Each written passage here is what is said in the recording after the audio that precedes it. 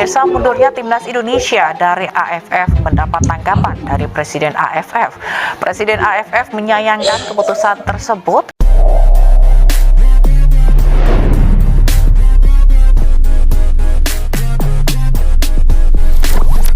Selepas digembar-gemburkan Indonesia akan keluar daripada AFF, ya, ramai ataupun banyak federasi yang menginginkan Indonesia masuk ke dalam federasi bola sepak mereka dalam turnamen-turnamen yang berkaitan, dari IAFF, CAFA, itu juga menginginkan Indonesia untuk masuk dalam federasi mereka.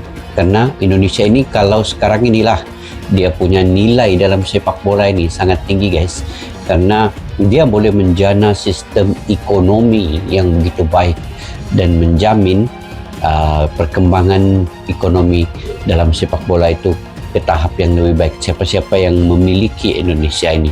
Jadi Indonesia ini punya satu value ataupun nilai yang kita anggap sekarang ini dicari-cari ataupun diintai oleh federasi-federasi sepak bola yang ada di benua-benua di ASEAN ini. Sebenarnya perkara sering dicurangi di dalam Piala AFF dan banyak mafia-mafia di dalam AFF ini sebenarnya sudah kita lama ketahui, ya. Haraplah lepas ini ada tindakan lanjut daripada kita sendiri, ya. Apakah kita akan terus untuk bersama dengan AFF ataupun apakah kita akan terus sentiasa dicurangi di dalam Piala AFF, guys. Dan kerana itulah kita lihat Piala AFF ini tidak ada di dalam kalender FIFA, kerana FIFA sudah mengetahui perkara-perkara ini. Mafia sudah banyak di dalam AFF ini, dan sebab itulah kemungkinannya kita nampak FIFA tidak mengiktirafkan untuk kalender mereka ada perlawanan ataupun laga AFF ini, guys. Bisa kalah 1-0 lawan Filipina, satu gol tunggal yang dianggap handsball oleh tangannya Donny Trip, padahal kalau kita lihat sih nggak handsball, ya. Sebenarnya wasit dari Jepang ini harusnya ngecek monitor yang ada di pinggir lapangan. Kemudian aku sepanjang kepemimpinan wasit Jepang ini aku kurang suka, padahal permainan kita nggak terlalu buruk, permainan kita juga bagus. Bagus, ya. Keputusan wasit aku kurang suka, ya. Seperti Arhan yang di pinggir lapangan itu sebenarnya kita dapat tendangan sudut, kena kakinya Reyes tapi nggak dikasih. Kemudian Hoki Caraka dengan Tabinas, sebenarnya Tabinas sikut tapi nggak foul, malah foulnya ke Tabinas. Kemudian Hoki Caraka di pinggir sebelah sisi kanan itu dengan Adrian, sebenarnya full tapi malah dikasih bola out ke Filipina. Kemudian Detan juga ditanduk kepalanya, bukan kartu merah tapi kartu kuning. Kocak-kocak, wasit parknya kocak.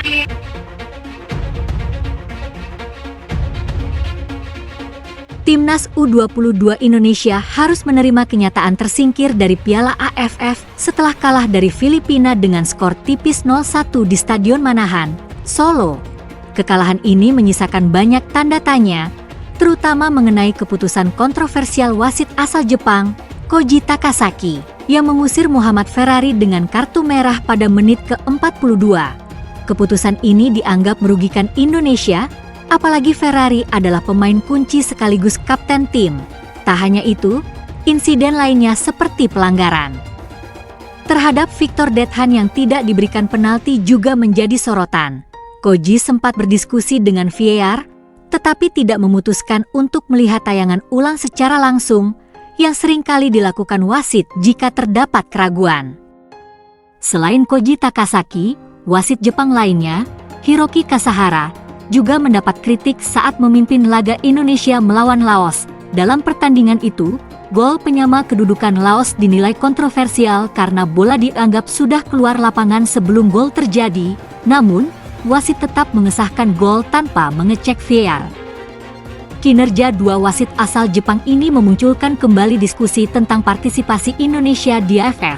Menurut Bung Ropan dalam kanal YouTube-nya, banyak penggemar sepak bola nasional yang merasa bahwa Indonesia sering dirugikan oleh keputusan wasit dalam turnamen ini, tidak sedikit yang menyarankan agar PSSI mempertimbangkan untuk keluar dari AFF dan fokus pada kompetisi yang lebih menguntungkan, seperti Asian Cup atau turnamen lainnya di bawah AFC.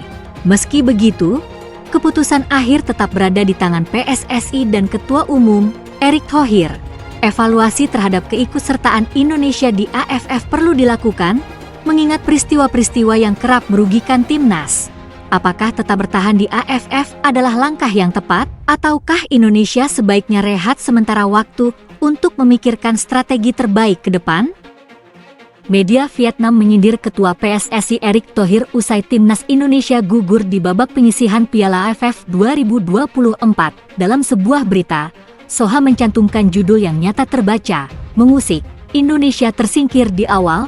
Presiden PSSI masih berkata, "Kami adalah raksasa yang tertidur," tulis Soha dalam sebuah tajuk berita yang dirilis pada Selasa 24 Desember siang. Selain itu, dalam artikel juga dikaitkan lagi soal kegagalan di Piala AFF 2024 dengan kans tampil di Piala Dunia 2026. Timnas Indonesia baru saja gagal di Piala AFF 2024 karena gugur di fase grup. Meski demikian, Ketua PSSI Erick Thohir menyatakan bahwa timnya masih memegang kesempatan besar menuju kelas dunia karena tampil di putaran ketiga kualifikasi Piala Dunia 2026. Tulis media Vietnam tersebut, Soha membawa-bawa pernyataan Erick Thohir saat diwawancara Reuters yang menyebut timnas Indonesia adalah raksasa tertidur, sekaligus ambisi tim Garuda berada dalam 9 besar level Asia. Timnas Indonesia harus masuk 9 besar di Asia dengan populasi dan gairah terhadap sepak bola. Tapi tentu, ini membutuhkan waktu, ujar Erick. Di satu sisi, Soha memberi pujian terhadap perjuangan timnas Indonesia menuju Piala Dunia 2026. Ini karena Jai Itzes dan kawan-kawan mampu menjaga asa lolos ke pesta sepak bola sejagat walaupun menghadapi sederet tim-tim besar di Asia. Di putaran ketiga kualifikasi Piala Dunia 2026, Indonesia meraih hasil impresif dengan berada di peringkat ketiga klasemen di atas Arab Saudi, Bahrain, dan Cina, tulis Soha.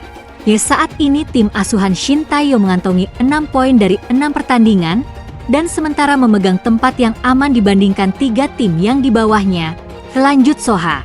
Seiring dengan tumbang di Piala AFF 2024, tidak ada lagi pertandingan yang akan dijalani timnas Indonesia sebelum Maret 2025.